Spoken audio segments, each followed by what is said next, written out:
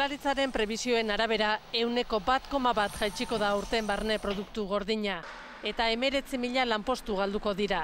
2014 ikusten du Ogasun Sailburuak krisiaren amaieraren hasiera. Ekonomia 1,2% haztea aurre ikusten du Jaurlaritzak eta 6.000 lanpostu sortzea. Edozein kasutan Gatzagatxebarria sailburuak esan du hazkundea suabea izango dela eta ezingo direla galdutako lanpostu guztiak berriz sortu. Datuok eskutan hartuta Jaurlaritzaren aurtengo aurrekontuak 4 erronka nagusi izango ditu. Osasuna, hezkuntza eta gizarte zerbitzuak.